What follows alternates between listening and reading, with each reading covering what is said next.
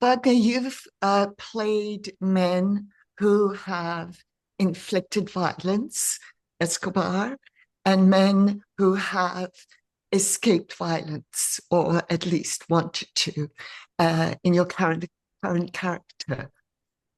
What is the most difficult to do? Which affects you more as an actor? An interesting question. I think that, I mean, I come from a very violent country where violence is something that unfortunately is part of our daily lives. You know, if you see in the favelas of Brazil, the way the police treat people that live there, it's you see in the newspaper every day, and people are not are desensitizing to that kind of violence nowadays. You know, just see this as a natural thing. Um, I believe that it's important for films and any art form to show violence, to portray violence, to make people see that not not violence for the sake of entertainment, but violence for the sake of information. Like this happens, this sort of things happens, they exist, uh, and and it affects me in a way that.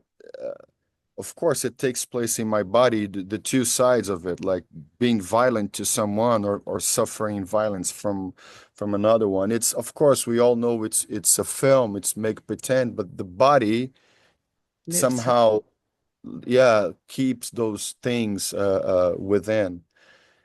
And so yes, it's not always easy. Narcos, for example, you talked about Narcos, that was a very hard one for me to get to shake off the amount of violence and evilness that that character had.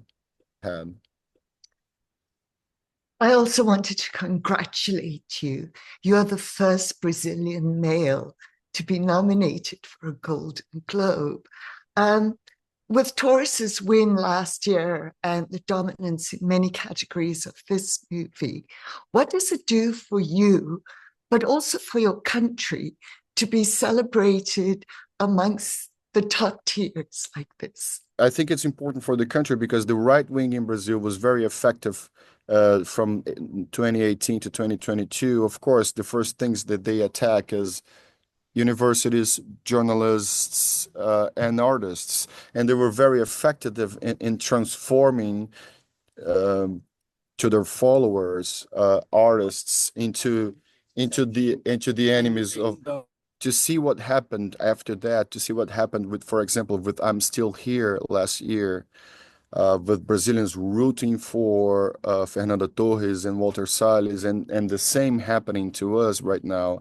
It's been very rewarding. We're very proud. I think it's like it's beautiful to see someone that is from your hometown or from your, you know, doing yeah, getting that kind of recognition. I think so. I think people are very proud and very happy. It's really cool. And then, as we finish, I wanted to ask you, as democracies evolve, why is a story like yours so important to reflect back? Yes, I think we have to. I think you're right. I think democracies are evolving in many countries. They are not evolving in some others, but I think that in general, democracies are evolving, and I'm very happy about the fact that I can say that democracy in Brazil is evolving for the first time. We were able to send people that attempted against our democracy to jail, like military people. The former president Jair Bolsonaro is in jail right now, and um, and I think that movies, culture, journalism, universities, we all have something to do with that, you know, because that's at the end, like it's different ways to deal with the truth, right? Like you deal with the truth in your way, I deal with the truth with my own way, but it's very important that we all agree that there is one truth, there is one fact, because we're living in a world where the facts don't matter anymore, and there's just versions of it,